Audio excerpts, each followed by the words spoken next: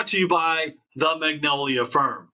Building a business is a massive accomplishment, and selling it is one of the biggest decisions of your life. When it comes time to get acquired, you deserve the highest possible value and the best fit buyer. Unfortunately, most brokers out there have zero technical knowledge or experience owning companies of their own, let alone a digital business. That's where the Magnolia Firm comes in. They're an M&A firm specializing in helping digital businesses get acquired. Their team is made up of former digital entrepreneurs just like you, so they know what it's like to be in your shoes. To get a free 15-minute valuation and tips to maximize your exit, visit the link down below in the description. Now let's get on with the show. Welcome to the Top M&A Entrepreneurs. Today my guest is Malcom from Austin, Texas. Malcom has made 2 acquisitions by himself.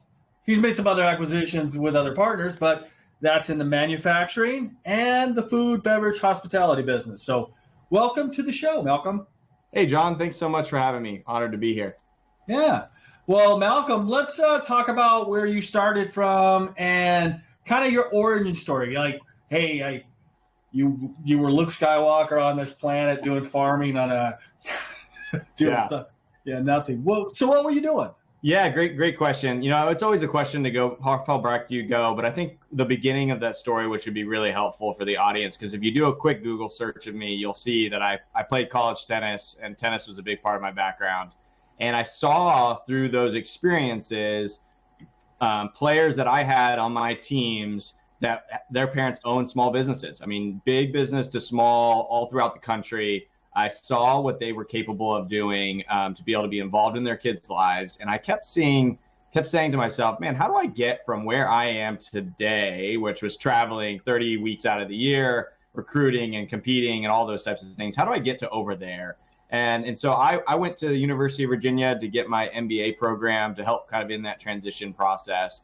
And it wasn't, I believe, further than the second day into school that I heard this concept of buying a small business. And at that time, I was actually building a small business myself. We were doing some basically managing traffic on university campuses to make informed decisions around security, safety, and big CapEx projects that they were doing. So I had this kind of tech company I was running. Both my parents are in software. I thought it was a natural fit. Though I have no computer science degree, I started looking at how do I get people on board to do that? And when I figured out that there are existing companies out there through professors and conversations I was having, there are businesses out there that were existing that people could buy, and they had great teams, the leadership teams that were in place, and they could run. It opened up my whole world. And so I spent 2 years basically transitioning from college tennis coach to going and buying small businesses, either in partnerships or individually, and so on and so forth. And so that's where I got started. I started doing work within small independent sponsor groups as intern and employment, and then moved on to a private equity firm that was getting started, and eventually landed in 2018 with a group where we were buying hospitality business deals in and around the Central Texas area. And so we would buy existing bed and breakfasts, and then we would add more real estate onto them and add more facilities and opportunities for us to upsell customers. And so a lot of B2C businesses. And again, really unique, and it was neat to be able to kind of jump in as a partner with these guys.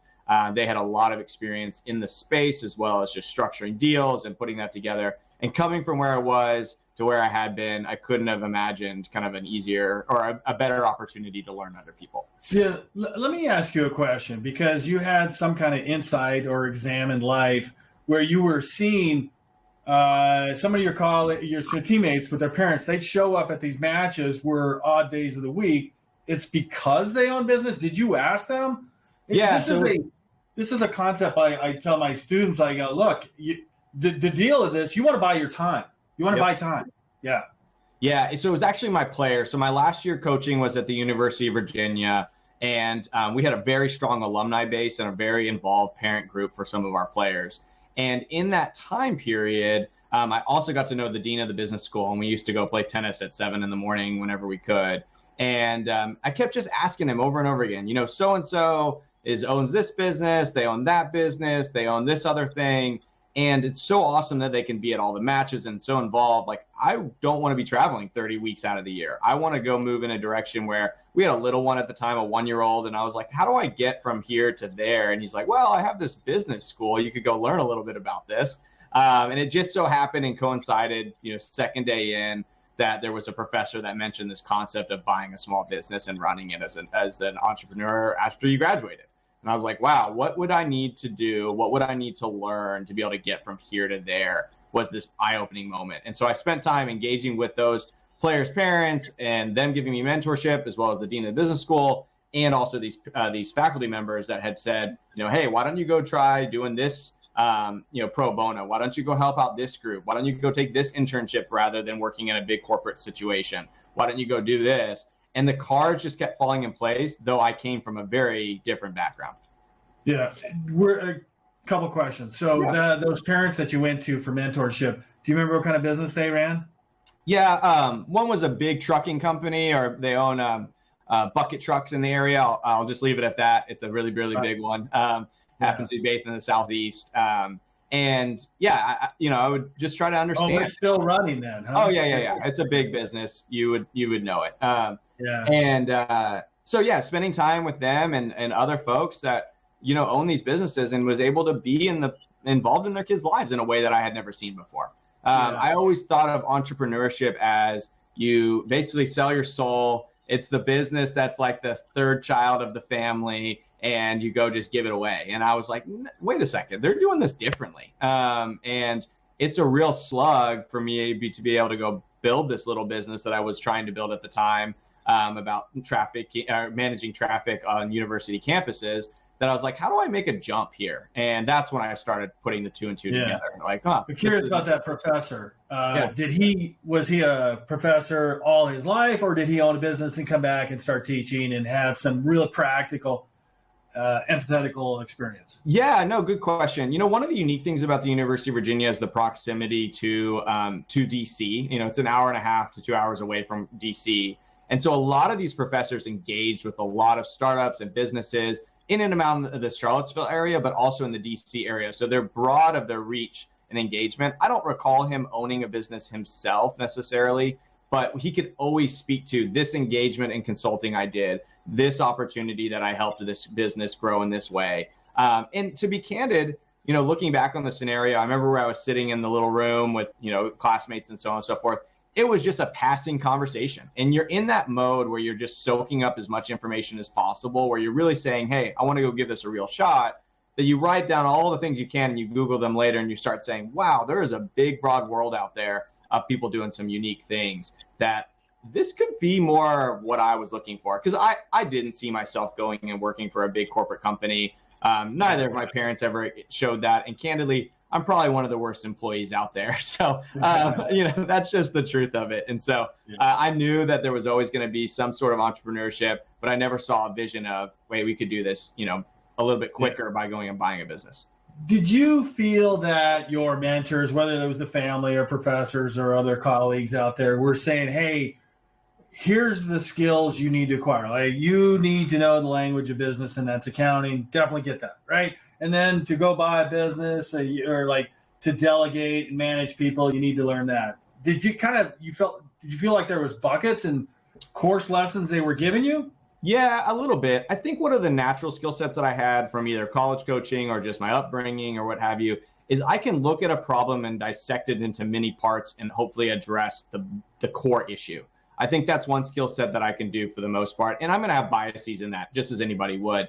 But that's one of the things I would do as a college tennis coach. I would look at how someone was performing on the court, and I could say, hey, if you broke this down a little bit, let's focus on this for the next 30 minutes. This will improve, so on and so forth. That I take that same approach. So my first introduction to this, candidly, is I was working for an independent sponsor based here out of Austin, and they threw me in without any guidance, candidly, to work with one of their portfolio companies that was in the risk fall equipment. So they manufactured the devices that would allow people to clean the outside of buildings, windows, and so on and so forth, and protect those people from falling, essentially. And I was sent there to go introduce an ERP system. Now, I didn't know the first thing about an ERP system, but what I could do is I could say, okay, here's your process let me go interview the right people and draw out a cadence and a map for what it looks like for you guys to go from raw material to ending and shipping out the product, and draw what does it look like to implement a software into that. And so that was my first introduction into really small business in a lot of ways. That was an established company that I could go create value for, where it was like, hey, let's go take a problem, let's dissect it into parts, and then let's go recognize how do we organize those parts in a way that it makes sense to everybody. So to answer your question, I knew how to do that, I think, and I've grown in that skill set still to this day. But one of the things that I was able to do with the mentorships and kind of the formalities of just schooling and classes and things that I took is I could take appropriate language now to be able to speak to those moments. And I could take a complex situation and create the language that I thought was necessary to go communicate something to a broader audience that maybe is a little more consumable. And that was the end goal, right? Is as long as I have the skill set, there's practical aspects, understanding how to run a P&L and balance sheet and so on and so forth that I've built and learned over time. But to be able to take a problem and dissect it into its smaller parts, I think was something that was a great advantage that I had going into small businesses. Yeah. So why did they think you would be I'm trying to figure out that task of you recommending an ERP system because, they come in all flavors, small stuff to mid-market to Fortune 1000. Yeah. Why would they think that you would be able to provide them like a package of solutions that, and was this a real customer or were they just giving you an assignment and going, No, this is a portfolio company here in Austin. They still own today. It was an actual business that they had bought in the last 2 years that needed this process, or maybe the last year. I can't recall the exact timeline at the time, but that they needed to do that. And so I sat with their head of operations and I sat with their CEO. He was more busy, so I spent more time with the operations guy, full disclosure. But, I don't know. I mean, I think that one of the things that helped me in those circumstances is the ability to ask questions out of pure curiosity. Why do you do that? Or, hey, this has been sitting here for a while. Hey, I see that inventory is there and it's getting some dust on it. Has that been sitting for a while? Do you guys do first in, first out? And that's kind of the language that I started getting through the business side, where I could understand, okay, I'm in this company, what's the appropriate language that would resonate with these folks so I could ask the right questions to design this, started coming together. And that's the truth of it, is that I feel like I've always been a curious person. I think I've always wanted to ask more questions than not and to find out more and why things work. And, maybe not so quite as like an engineer does sometimes, but close to that, right? Where it's like, hey, this is interesting. I'd like to learn here.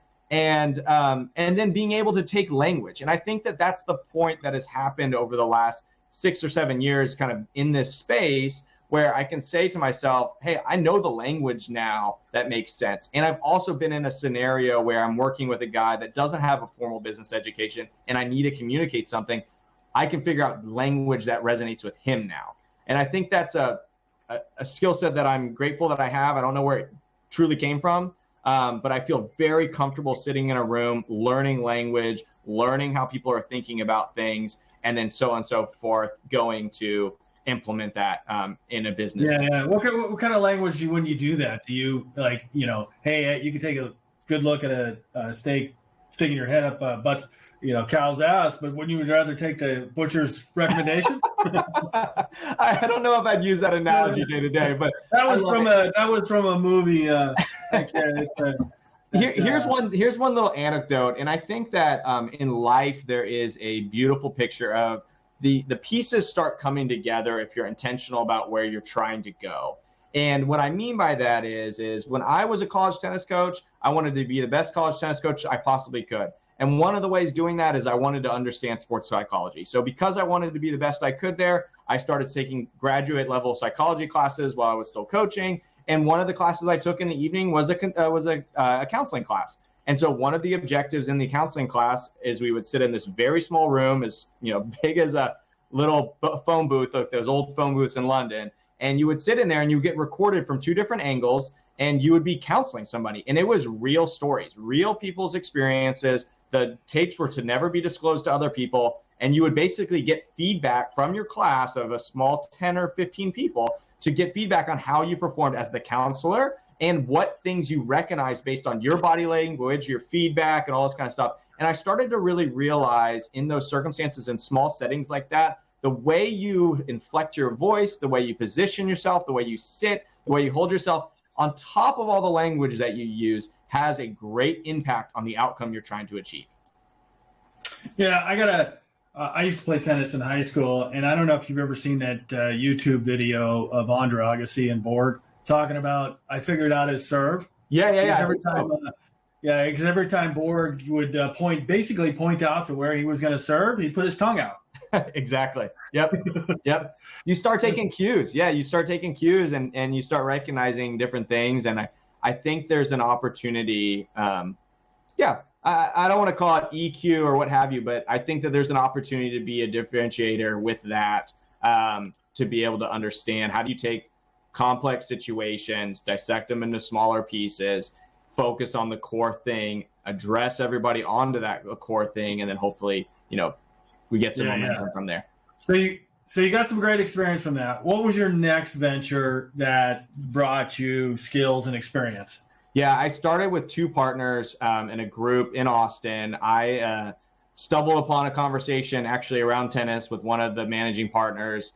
He happened to be wearing a Wimbledon shirt. We started chatting, and he ended up Googling me a little bit later and said, hey, we should meet sometime. And so we started the conversation very simple at the time, and it just manifested itself into a role where I came in as a minority partner to be able to start doing these deals. And we got started really quick. They were in the food and beverage. What's a minority partner? So I owned 15% of our position. And in that, I got an opportunity to really, at a risk-free position, because I wasn't a guarantor on the debt, get to learn and to sit there and understand. And because I was in a soak-up mode, because I was just, let me learn as much as I possibly can, and I really started building a passion for small business at that time, that it was an opportunity for me to be able to ask more questions time and time again, to say, what were they expecting you to do, though? Yeah, so I ran operations and strategy. So we would go out and look for businesses to acquire. So backstory, I had a little gap in between there where I was working with a firm that was getting started out of DC. We were raising $190 million to be able to go buy cybersecurity and defense contracting companies. So that was Hard Yards Capital. That was a business that was getting started. Candidly, I started working them for free for the last 2 months of my grad school days, and I wasn't sure what was going to come of it. And I was able to come on and work with them after I graduated. And so I worked with them for a period of time, and that's what I spent most of our time doing, building out our thesis as they were raising the remaining capital and going and finding deals that were prospects for us. I spent a lot of time on the West Coast. There was some big stuff happening in Las Vegas at the time. This is pre 3.0 and Internet 3.0 and AI and all this kind of stuff. This was an opportunity for me to kind of dive into private equity and see how deals were structured. But more importantly, it was actually an opportunity for me to see, we have a thesis. What does it look like to go implement that thesis and actually source deals that could be prospects for this opportunity? And so you got a sense of what it takes to create deal flow. Correct. And so when I jumped in immediately with these guys as minority partner, I was helping with the existing portfolio that was food and beverage at the time, and jumping into additional deal flow was really the goal. Yeah. And how long did you stay there? A little over 2 years or so before I started going out on my own. COVID was a big projector of that, if that makes sense. I was this kind of pre-COVID days for about 2.5 years or so, kind of in COVID. And then COVID started kind of kicking off like me realization of, man, what am I going to do here? My wife was working in the travel industry. We had these deals that were hot, and there were some things that were going on between the dynamics of the partners. And I just looked at it and said, what is my long-term strategy here? What's the end goal? Yeah. When you say, something going on with the partners, are you talking about conflicts? Yeah, we just what I was trying to get at is when COVID comes along and there is a reality coming up, they're like, it's going to kill our industry for a little while. What do we do? And you could either argue or you could figure out and, head a different direction. Yeah, and we were an independent sponsor, and so we had no fund, and so we were raising capital as we did deals. We had some free cash flow coming out of those deals through fees and other things that we had going on, And then that just dried up. I mean, it just honestly dried up. And I looked at it, and one of my partners was a corporate attorney. So he went out and started consulting a bunch of people that were dealing with a bunch of stuff to continue to maintain his lifestyle. And another one of my partners, if you recall, oil basically dropped out. I think it was April 4th. I could be wrong about that date, but oil just dropped off the face of the planet price-wise. And he had a bunch of exposure from previous partnerships that he had in the oil and gas space that he was very much a passive partner in at the time as we were focused on this moving forward. And he had to become an active partner because life was just falling apart. And so when, my kids are sent home from school, my wife is working in the travel industry, and this is like April or so of that year, I'm looking at it and saying, well, hold on a second, what am I going to do? And so that was a big realization for me of, we had two deals at the time. One was a food distribution company. One was a meat processing company in the San Antonio area. Another one in the Austin area that I had sourced, put together. We started raising capital, found out operators. There was a whole bunch of pieces I was doing. And I looked at it and said, well, these guys disappeared. What am I going to do now? What else can we do here? So that was the beginning of the, hey, let's look broader than just what I'm currently doing. Yeah. So they kind of cast you off, just not intentionally, but so what did you do? I was running it. That's the point. I was running. You were totally running, and they weren't focused on it. We had a deal that we had a bed and breakfast that we had bought, and we were adding all this real estate onto it. I was out there working through all the details and working through all the last little bits. We had raised all the capital, and we were kind of putting the final details together on all the building that we were going to do and expansion we were going to do. And they got busy. I mean, no disrespect to them. Life was, for everybody, was a unique situation at that time, and they got busy. And I kind of looked in the mirror and said, again, my wife was in the travel industry. They were doing layoffs every 2 weeks. And I kind of looked at it. My kids are at home, and I'm like, well, hold on a second. Time to, pull up your long johns and let's get going here. What are we going to do? That's what it came down to. You looked at LinkedIn during that time. There was a lot of people that had different profiles, but they were selling gloves and masks and stuff. Yeah. Oh, I remember my buddy calling me and saying he does plaques and a bunch of stuff manufacturing in Virginia. And he called me and saying, hey, I'm going to get into the hand sanitizer business. I figured it out. We're going to do this. We're going to do that. And I remember him scheming and rhyming. It was great. But that's an entrepreneur, man. That's whatever. Yeah. All credit to him. But it was, it was. Yeah. So what was next after that? What did you figure out? Yeah. So I actually started. Great question. So that summer of 2020, I sourced my first independent deal entirely by myself. It was a wood processing company. It was in the middle of nowhere, Texas. And I spent 6-7 months working on that deal, either by sourcing it, due diligence. And candidly, they got an exclusive contract with a big company and wanted to renegotiate pretty significantly. And so that deal fell apart kind of in the 11th hour, unfortunately. And that was a really hard lesson. I remember sitting in the back porch with my wife telling her, this is going to get done. This deal's great, all that kind of stuff. And it was a hard punch in the teeth. Thankful for it now in a lot of ways, but hard punch in the teeth for me to kind of recognize what was going to happen here. And you had an LOI on the company, and they agreed to terms and everything, right? Yeah, we were very close. Very close. Like how close? Like asset purchase agreement close? We had started negotiating those. Yes. Yeah. Okay. And it just he killed the deal. The seller killed the deal, or what happened? The seller wanted to renegotiate the deal, and we could not get there. And there was a broker involved, or a small boutique investment bank involved, and the to fold, just to keep them, to keep it honest for them, but also at the same while not disclose too much. The broker called me and just said, I don't know what to do here, Malcolm. He's just not off this thing. And I was like, hey, we got to get this done. Let's try to get this done. And it just wasn't, we just couldn't get past this point. Yeah. Yeah. He wants to negotiate higher price. And what? Because that happens to every one of us on both sides. It's happened to me. Like the guy wants more. We're looking at a company in Netherlands. Yeah. It's a clothing company. And all of a sudden he wants more. And I go, well, I just tell David, let's not grow any emotional attachment to this, because there's some things don't make sense, right? He's pulling out a ton of money. Yeah. If he just kept the company for 2 years, he'd make that money what he's asking for it. My guess is he's probably going to ask more for it real quick. Somebody's going to say, what are you, stupid? Ask more. And that's going to come in, and we're going to get the call. Yeah. It's such a gift now, and I so appreciate you saying that and sharing your story. It's such a gift now that circumstance happened, because I was incredibly emotionally attached to the deal, because I had done it. I had done the drives. I had gone there. I had done all the site work. I had done, this was going to close, and this was me creating some stability in a very unstable time for my family. And when it fell apart, it was a very hard lesson and hard opportunity for me to recognize that. But I'm grateful for it now, right? I'm looking at it and saying, I didn't, that business would have been hard. There was a lot of challenges. And candidly, I don't know if I would have been comfortable living under his shadow. It was in a small town in Texas, and he was the big fish in a little pond.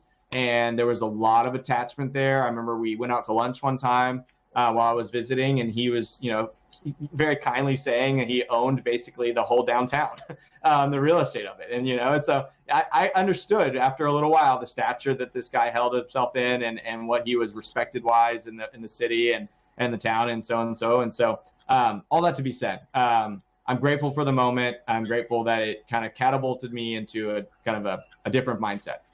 Yeah. So what was the big lesson? Don't grow emotionally attached to deals? Don't grow emotionally attached to deals, and be prepared that there's a negotiation up until the last day. And I were thought, you prepared to give him his price? No, I wasn't, because they were purchased. I'm not even sure they were purchase orders really at the time. They were a commitment from that company to expand, and they sold into another. They were a wood manufacturing company that sold into other distributions, and that distribution company promised them that they were expanding more in the United States, and they had not received purchase orders, but he was like, it's guaranteed, so I need to be paid on them now for future this. And we started the whole structure of the working capital and what the purchase orders and the AR and all this kind of stuff started unraveling very quickly. And the train just didn't stop, and it became very apparent he couldn't get it out of his mind. So I think would I be safe to say that your experience with a private equity group helped you create something like a real quality of earnings report? They weren't purchase orders, they were commitments, and that is, going to get a failing grade on a quality of earnings. Yeah, no, you're right. And when you try to have that conversation with someone that thinks the way he thought about himself, it was a very difficult, hard conversation. Ego. Or narcissist or ego, whatever. Hey, he lives his life how he wanted to live his life, and it was just a hard time to communicate and negotiate. And eventually, I don't think that deal even sold, and I think he still runs it today, and I hope he's happy. And that's all the experiences I could ask for. Is at the time I was trying to stabilize what was unstable, and I thought I could do it. And when it didn't happen, it was a hard punch in the teeth, and we learned from it. That's okay. I think it's just natural. There's no way you can be so detached if you put 8 months into something that you're not going to be some kind of disappointed in that. Yeah. I mean, that's being human. So what was next? So after that, I started looking at other deals. I started looking at something a little bit closer to home, honestly. I didn't want to, now we look at businesses all throughout Texas, but I started looking just closer in Texas, within 100 miles of Texas, something where, just lifestyle I could start, developing and so on and so forth, what I was wanting to develop. And so we looked at HVAC companies. I went under LI with an HVAC company, great experience. We went out to, I'll never forget it, went out to a Brazilian lunch with the owner and his real estate agent, because the real estate agent was a relationship I started building, and he wanted to sell the real estate and the business at the time. And so it was going to be that kind of relationship. Long story short, after I got under LOI, started looking through his books, a third of his income was not reported, and that it was sitting in cash. So he wanted a stock transaction. This is when I learned how I could put myself in a bad situation. Building a business is a massive accomplishment, and selling it is one of your biggest decisions of your life. When the time comes to get acquired, you deserve the highest possible value and the best fit buyer. Unfortunately, most brokers and intermediaries out there have zero technical knowledge or experience owning companies of their own, let alone digital businesses. That's where the Magnolia Firm comes in. They're a specialty M&A firm specializing in helping digital businesses get acquired. Their team is made up of entrepreneurs, so they know what it's like to be in your shoes and how to get you to the finish line. If you want to sell your business, get in touch with the folks at the magnoliafirm.co. He wanted a stock he wanted a stock transaction, but he didn't want to report his income to the IRS. So I had to walk away from that one, unfortunately, after many moments of what I thought was going to get a closed deal. So yeah, this is like those operated laundries, and it's like you can't tell what they're really making. And I go, how do you want me to pay you? Yeah, pay me based upon what's in my closet under my bed and what I report to the IRS. Yeah, I'm not going to do that. So those are just some notable stories. But between all of that, there was a bunch of other engagements that I had, different deals that we looked at that maybe we looked at possibly putting in LOI or didn't. But what was really key at that point is there was going to be what I thought was going to be a deal that was even better because there was no broker involved, didn't really change the outcome. And I thought the outcome would change I built this through a relationship. And so as a result, it's a quote unquote proprietary type deal. This is going to be a better situation for me. Didn't turn out that way. And that's okay. But I basically spent the next, call it 6 months, building out a more proprietary process. And so I believe it was in August, I got a random cold call from this outbound generation person who could help me stitch together low code, no code software to be able to start building out a CRM and a process and all this kind of stuff. Because again, we were doing that, but I had partners and it was great. And I couldn't figure out if I was going to go out on my own and hiring interns and virtual assistants and all this kind of stuff, how do I build out a model that was scalable for really me being the main managing partner or main operating partner? And so I needed that support. And so when I got that phone call, it genuinely was a cold call phone call of a group that was out of North Carolina that I still work with today. We started building out systems, and they started helping me see what was the potential of letting us scale a little bit more. And that led into many more conversations. Meaning scale, meaning putting more opportunities on top of your deal. Correct. Yeah, the opportunity, the top line funnel came bigger, and honestly, because of it, the bottom line funnel was the bottom. The positions that came out at the bottom were a lot better too. So it all around changed kind of the outlook I had on how we could scale this appropriately. Tell me about how many deals were you looking at per week before, and then when these guys came on, how many? Yeah, I would say we were looking at 5, really looking that fit our criteria, maybe 5 deals at best. And when we started doing proprietary deals, I was self-selecting to some extent. So we were pretty upfront and explicit, and we had scoped out and checked out what the deals were based on different databases and demographic aspects and all this kind of stuff, what these deals potentially could yield. That we jumped, I would say, closer to like 25 to 30 a week. And that allowed to have real conversations with the business owners to say, hey, I may not be ready right now, but we do fit your criteria. Let's talk again in 3 months. Yeah. And I could start putting together the pieces to be able to see, how does this all work? How does this communication all happen? And all that kind of stuff. Let me ask you about this. What did that look like? Are you looking for somebody that has a propensity to want to retire and give up their business, like 65 and older, age, or the business is old? What was that looking like? Yeah, I would say it was age of business, and we would check ownership transitions. If there was, basically we would check historically of the business, how long it had been open. And then we were checking on basically the state secretary website to be able to see if that is the same entity today. It would be an indication of either they went through bankruptcy and they had to change entities or something of that nature, or they transitioned and they sold, or they transitioned X, Y, and Z. So we were kind of using that.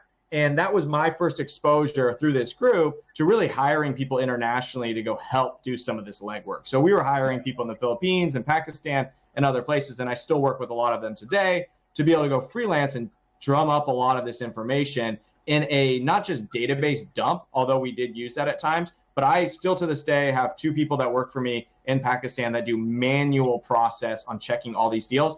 Less outcome from a volume perspective, but way higher quality deals, or at least opportunities for that matter. Because they have a propensity to want to get to the position where they correct identify us. Correct.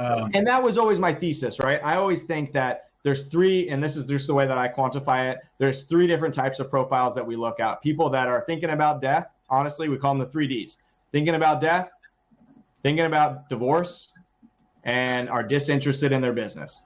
How do you know that unless you get them on the phone and ask? Yeah, sometimes it just comes on the phone. And honestly, contacting divorce lawyers. I mean, that conversation, most divorce lawyers don't know a thing. Well, maybe they do. I shouldn't speak too broadly.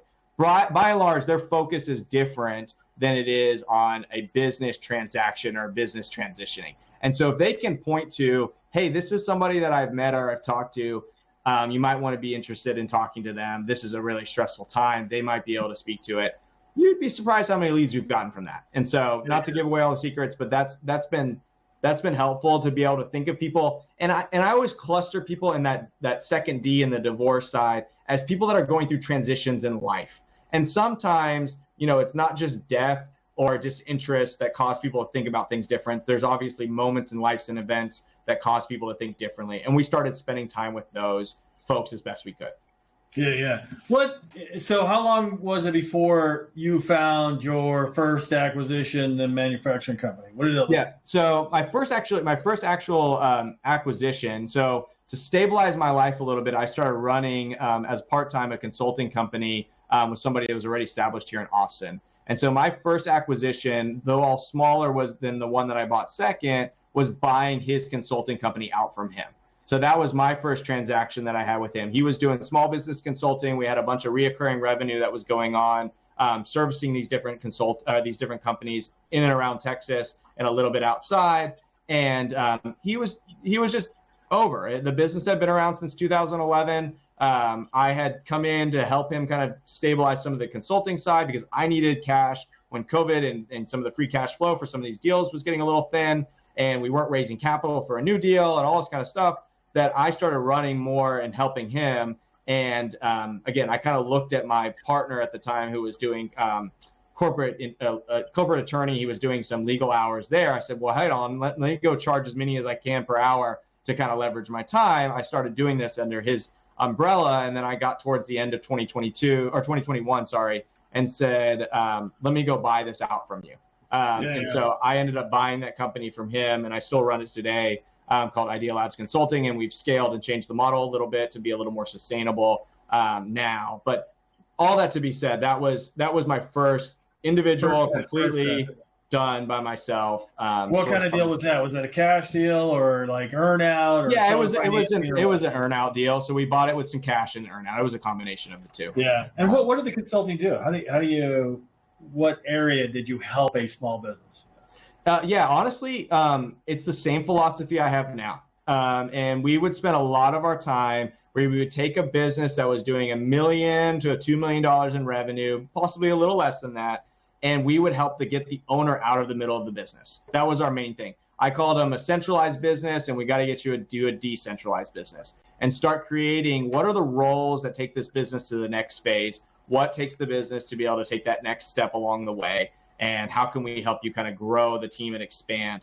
And previously they would do that kind of work, but what would happen is they would have a team member or somebody that would end up kind of needing to jump in because they would maybe work with somebody that was a little earlier or smaller and jump in maybe full time to be able to help this business. And then that person would turn into an employee or a partner or whatever of that company that they were previously consulting, and they would just lose left and right. So we've changed the model a little bit to be a little more scalable. We have some other, people that play areas of expertise that come in and so on and so forth. But the biggest thing there is I started to learn the skill set, I feel like, to communicate what does it look like to get you out of the middle of the business and stuff that people say all the time now, and I'm not recreating it in any way, but how to work on the business or rather work in the business was a skill set I didn't quite understand. And this gave me an opportunity to do that by the clients that they already had in place. Yeah. So were you teaching them work above the business in the event that they want to sell at some point, or just get by? Certainly. And there's still people that, we work with today that are in that path. And yeah, that was certainly part of it. There was a few people that were either trying to sell or bring in a strategic once they had gotten to a certain level, raise capital, all this kind of stuff that we were helping them kind of, again, take that jump, which I think the $0 to $1 million range is a huge feat. And I always give people so much credit for being able to do that. We were trying to help them. What does it look like for the next phase? What does it look like for us to help you grow? What does it look like for you to help you scale up from there? And again, the goal here was to build a tool set and a skill set around that, was just a critical aspect. And my partner at the time was ready. The guy that I should call my partner, because I bought him minority, and then minority. I bought in as a equal partner to him, and then I phased him out and paid him out in tranches to basically become full owner of it. So that was my first full individual. The first one. Yep. All right. So what was the second one? This manufacturing company. Yep. So we bought a manufacturing company in last year in 2022. It had been around for 72 years, and it's a neat business, niche. It's in South Texas. I've been looking at businesses all around throughout 2022 between Houston, Dallas, San Antonio, even tertiary, secondary markets in Texas. And this deal just came up. It came up at the beginning of 2022 through a relationship that I had. The price wasn't right. A month later, I got contacted again and said, she needs to sell. Can you be on a plane? Off market or on market? It was off market.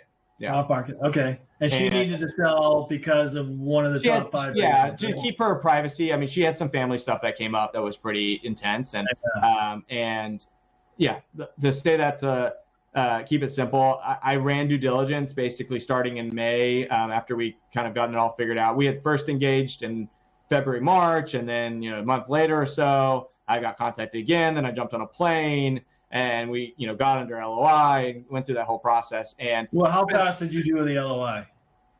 I had it to her in 2 days. I think 2 days. Yeah. You asked for the financials, the financial report cards. You liked what you saw, and then you sent the LOI in 2 days. I did not even have those numbers. I don't recall having them ahead of time in too much detail. I think I had a general sense of what the business was at the original price point. I didn't like it. And then the new price point came and I said, this could work. And I said, I could be on a plane tomorrow. And I think I left that evening, or maybe. But they gave you some kind of like bullet point numbers. Correct. Hey, it's doing 2 million and it's 500,000. Yeah. Yep. I knew what the free cash flow was the previous year from the revenue, and the margins were really good, that either they're totally making this up and it's worth or it's totally right. And it's worth a flight down there either way. Yeah. So when you wrote the LOI, you say, hey, contingent upon due diligence and verifying the numbers. Yep. Absolutely. Yeah. And how did you purchase that? What kind of cap stack did you look like? So we raised all the capital. It was a really unique structure. So here's what happened.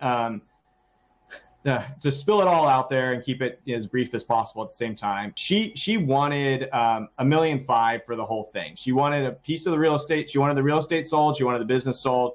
That was her final price. That was like she had wanted way more than that. She needed to get out. It was a very, again, keeping her privacy there. It was a very intense moment for her in life, and she needed to sell. And when that price point, basically a fire sale came, I said, yeah, let me go jump on.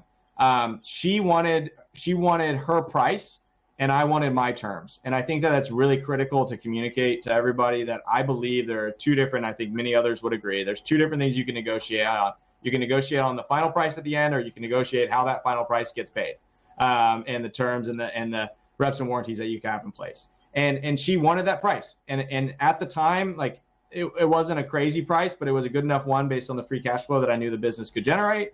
That I was like, fine, take your price. I'm going to take the terms. And one of the data points that was really critical, if everybody remembers, is that real estate in 2022 and 2021 was highly overvalued. I think that, things are changing to some extent now, but it was highly overvalued. So there was a tax appraisal that was done on the real estate that appraised it for $1.1 million. Full disclosure, they had contested the price the year before. She was in a tough position. She wasn't ready to contest it. I think they had even in due diligence, I found out that they had missed the deadline to contest it, all this kind of stuff, that I said, fine. She wanted the $1.1 million allocation of the real estate. She wasn't willing to negotiate that. I said, fine, then I'm going to allocate the value of the business at $400,000. And that's where we left it. And so, again, a small business, but it was generating $980,000 free cash flow, and I bought it for $400,000 in cash. Yeah, that's a pretty good deal there, mister. Yeah, so it was $900,000 in free cash flow. Yeah. What kind of business was it? We manufacture the devices that sort the sizes of shrimp, and we ship them all over the world. Oh, interesting. So when that came, I realized she needed cash fast. She needed to close fast. I'll be honest, she didn't help me close fast. I think I signed 4 different NDAs because she had hired a family attorney that had helped her with some family issues that were going on at the same time, to also draft her or to write back and give her feedback on the purchase agreements and all this kind of stuff, that it made it very difficult. But I signed, I could be mistaken, maybe it was 3, but it was more than 2 different versions of NDAs to get the deal done. And I would show up and be expecting to get access to QuickBooks and get access to all sorts of different things. And I would just be told by the employees, no, we've been told not to give you access. And I'd be like, why am I standing here right now? So that was my, call it June, July, August life, where I would show up every week or 2 and expect to have conversations and be there for 3-4 days, and then just be totally like stonewalled and shut down every single time I tried to proceed forward. And so the deal never died. Obviously, we closed, but it was a milestone that we closed in the time that we did. And once she said, once everybody started kind of getting in a line duck-wise, we closed very fast. I mean, by the time she was like, we're on page, we're good. One of the things that was really important, and the reason I emphasized the $400,000, is in the time of me doing due diligence, I found out, because she was not present, and this is maybe me taking advantage of the opportunity, I spent the time to really dive into the real estate because I was not convinced it was worth $1.1 million.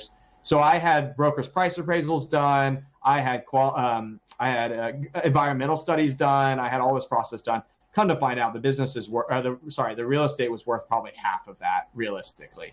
And although it was a space they had been in for a long time and it's established and I could own it right then, we chose not to.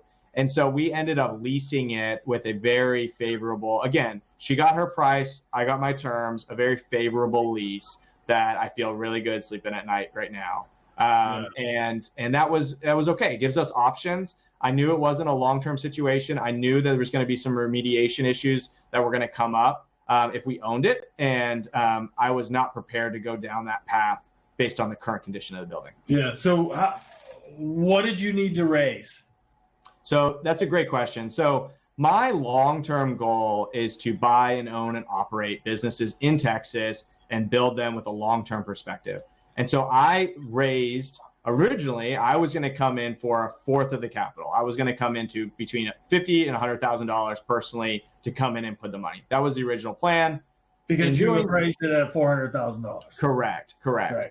And that was the original plan. And in conversation with relationships that I had already maintained through these other deals that had gotten close to closing, I had continued to communicate with my investors. Here's what's going to come down the pipeline. Here's what's coming down the pipeline. That it took 5 phone calls over the course of maybe 5 days. I don't know. And no exaggeration. The deal was a great deal. And they got a really favorable situation. And candidly, I got asked many times, why don't you just go get an SBA loan and just go close it yourself and go do this? But I wanted to build a real good win on the belt independently to be able to go build off of. That was my goal. And every single one of my investors that I have today understands what my philosophy is and understands that I'm in communication with them about other deals we're looking at now, that they understood that there was a pathway here and there was a plan. And, I'm grateful for them to be a part of that because of that. So there's like you investor network, a syndication, and you say, hey, I got a great deal. minimum commitment is, did you have to put a PPM together and everything, or No, so it was relationships I already had. I had built over the last few years, friendships and things of that nature that are high net worth individuals I played tennis with, or I'd go fishing with, or I'd spend time with.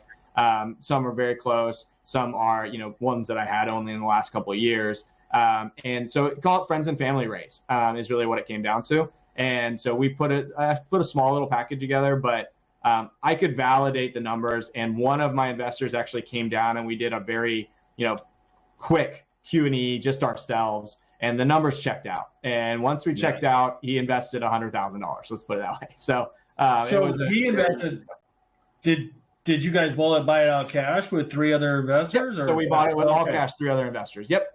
And so I end up owning majority position. They got a nice step up on their dollar. And, long term, they understand that another deal is going to come. And I'll communicate to them when we're getting to that point, hopefully here soon, where we, go do it again. And what is that? Do they get a dividend, and is a 5-year? Yeah, we pay quarterly. So we hold back for the first year and then we pay quarterly. So we're coming up on that year, and we'll start issuing a dividend, but they get a quarterly report, and they have my phone on speed dial, and some I talk to weekly, some I talk to once or twice a month. It just depends. But we have quarterly calls. Do they expect those, like updates? Yeah, I explicitly said that's how I want to run and be a fiduciary responsibility to them. Yeah. Oh, that's awesome. And you bought a $900,000 free cash flow business for $400,000. Yep. Yeah.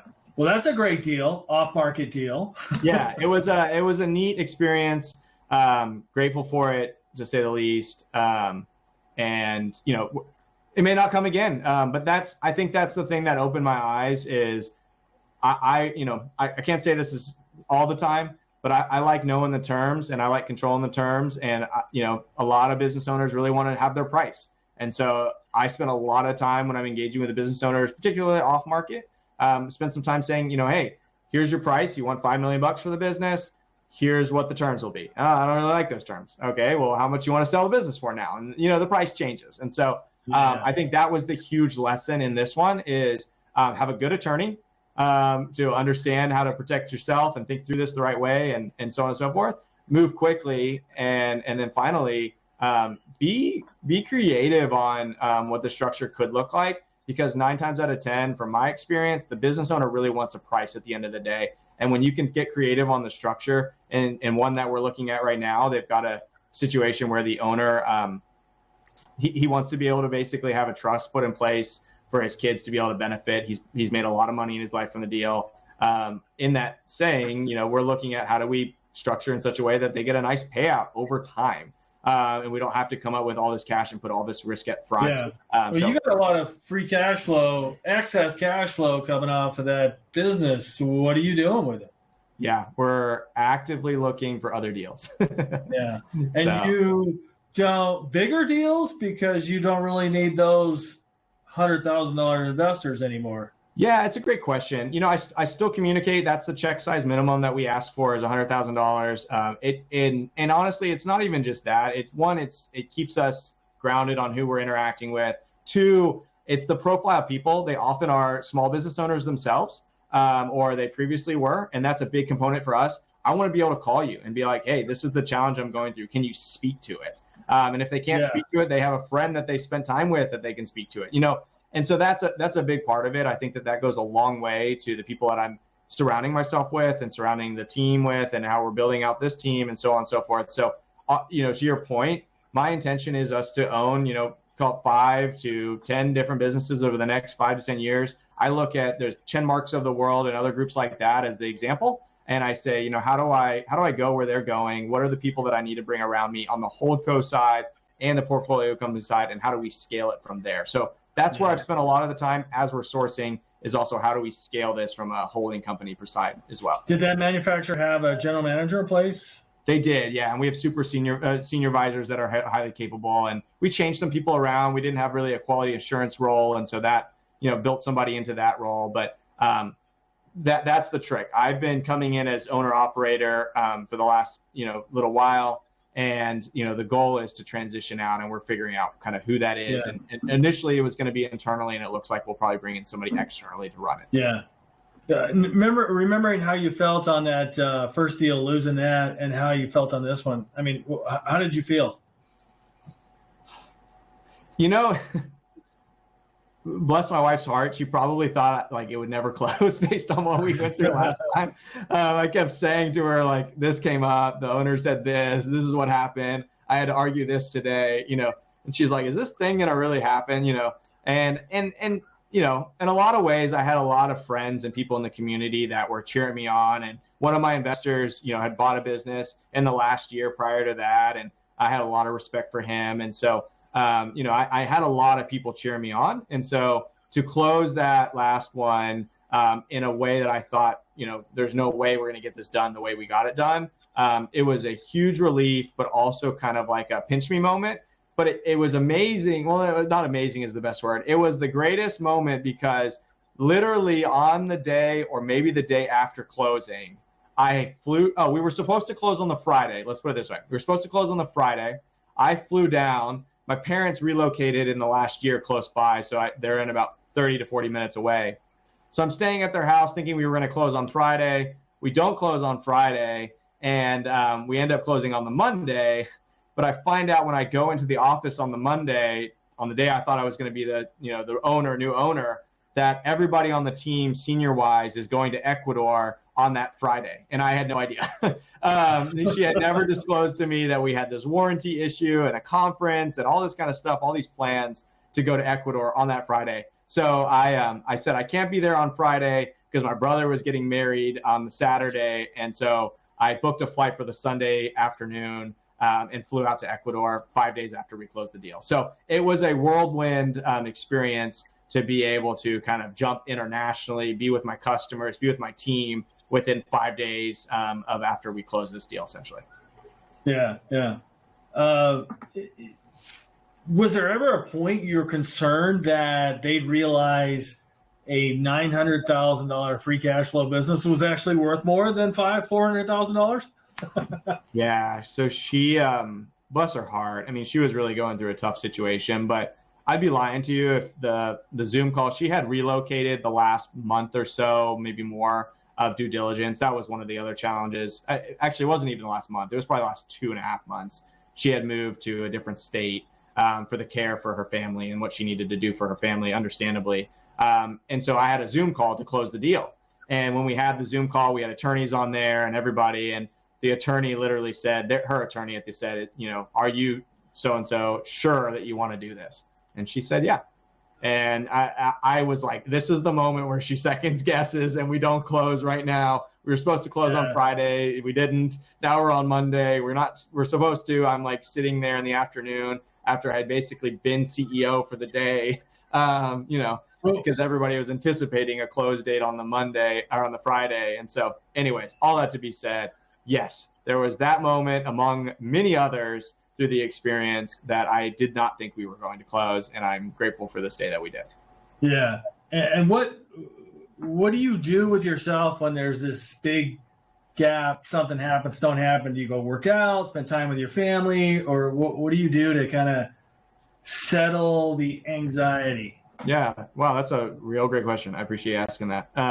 So I run triathlons. That's my outlet. I tell people my hobbies are my is being done in like a twofold where I have to work out and I get to go do something that I enjoy. So I play pickleball. I played tennis in college. Now I play pickleball more regularly, and I go work out. And so I spent a lot of time doing that. And honestly, like there was a couple different moments ahead of that where she threatened to basically cancel the deal, and I got into a total tizzy. And I wouldn't be lying to you if it wasn't my attorney and possibly her attorney a little bit too. Just saying, you know, we got to put our heads down and let's get this thing closed, that we just kind of pushed it through. That's where I was like, all right, it's still going to possibly fall apart. But I've got at least a set of outside quasi-neutral, quasi-partner in this to get this deal done. That helped, right? So, yeah. Anyways. Do you think you formed a personal relationship with her? I would say that we don't have a relationship now. I think it was an exhausting, I think initially it would have been. I think what she went through personally and just the process and the potential close and the time it took for due diligence and all this kind of stuff was very exhausting for her. Yeah. That to this date, we have some email correspondence, but it's not what I anticipated, to be honest with you. Yeah. I did not know she was going to relocate to another state. Full disclosure, I was there for due diligence in July of 2022. And I had met her on the Monday. She had left early. I had planned to meet her again early on the Tuesday, and I got a call that she was on the road driving, and I never saw her again until that Zoom call after the fact. Everything went through attorneys after that. So she's going some kind of family health problems, but yeah. Like the Chris Voss says, that split the difference is like you can empathize with somebody. Doesn't mean you have to agree with them. Yeah. But you can empathize with what they're going through. Yeah, and I think the big thing is, and I think that was the challenge that I always worried about is she got her price. I mean, it wasn't her original price that she wanted. She had a number initially, and then she had to go down. And this was the fire sale price that she was happy just to walk away with. That she got that in her mind, and I wanted to control the terms. So I still have the right to this day to buy the real estate. I don't know if we will. We'll let time play itself out. We've got a very nice lease in place. I'm comfortable with where we're at today. But full disclosure, I wanted to make sure I could control the terms, and I'm glad I did. We had some challenges, the first quarter or so when we bought the business, and had to kind of manage and work through that. Yeah. Well, kind of technically, if the real estate was overvalued, the new value on it, and the real value compared to the cash flow of the business, you probably did come out, even. Yep. Yeah, it would have worked out. And I think that, in hindsight, I wish it wouldn't have come down to that. I've always wondered, could I have communicated differently or anything like that? But it's just how it worked out, and it's just how it played itself out. And so I know she's happy. I know that for a fact, happy where she is, and she's satisfied with the way that things worked out. And candidly, like she's the business got taken over and nobody got fired, and everybody's still there, and the business is still running, and she can lay her hat on that, right? And that, I think that's the part. It was part of a family business. Her dad died during COVID, and she took it over, and it was an opportunity for someone to continue the legacy. And I think that she can, be proud of that. And I hope that she is still today. Yeah, I do too. Yeah. So Malcom, we're on an hour. So I want to thank you so much for all the time. Yeah, no, my pleasure. And I really appreciate you bringing me on. Like I said earlier, we're always looking for, obviously great businesses in Texas that we can run and operate. I always say that, I try to find the solution as being the niece, nephew, son, or daughter that the business owners always wanted to sell to. I will roll up my sleeves. I love getting involved. I love being able to help and move the ball forward for the new chapter of the legacy of that business. And I'm also looking for operators. I'm always looking for people that want to be in Texas, want to be in a major market, maybe even a smaller market, and operate these deals. And so we're always looking for folks like that. I think we do it generously. And I think that our goal here in the end is to communicate that we just love running businesses that have a great legacy in Texas and continue them forward. Yeah. Thanks, Malcom. Cool. Thanks so much. I hope this video has inspired you. If you need help buying your first $1 million business, make sure to visit me at dealflowsystem.net. If you like this video, make sure you subscribe down below. Comment on it, share it, tell everyone about it. And thanks for watching.